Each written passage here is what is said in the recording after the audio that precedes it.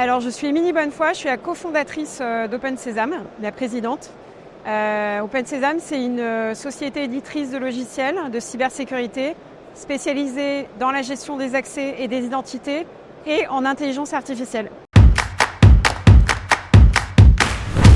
En tout cas, si on remplace les mots de passe par des méthodes qui sont à la fois plus sécurisées, comme par exemple l'empreinte digitale, la reconnaissance faciale, ou des méthodes que nous on utilise d'authentification combinées avec différentes solutions d'intelligence artificielle, effectivement on apporte à la fois un plus haut niveau de sécurité et à la fois on améliore l'expérience utilisateur. Et ça c'est le deuxième problème dans l'authentification, c'est la friction que génèrent les systèmes qui aujourd'hui sont mis en place dans les entreprises, dans les organisations.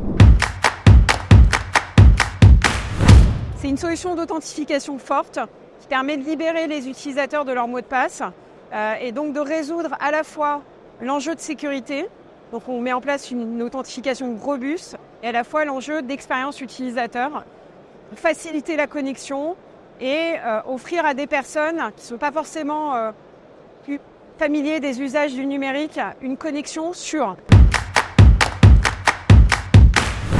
Parce qu'en fait, l'IA permet de traiter des très gros volumes de données et permet de faire ce qu'on appelle de l'authentification intelligente, qu'on va adapter à la fois en fonction du niveau de risque et en fonction du profil de l'utilisateur.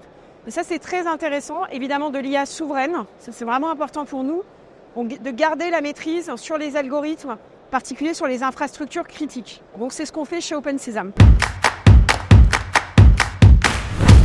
Alors, non. Et donc c'est important que les femmes qui travaillent dans la cyber, et a fortiori les entrepreneurs, parce qu'on est encore moins nombreuses, grosso modo 11% de femmes dans la cyber à peu près, et le nombre de CEO femmes, ça se compte sur les doigts d'une main.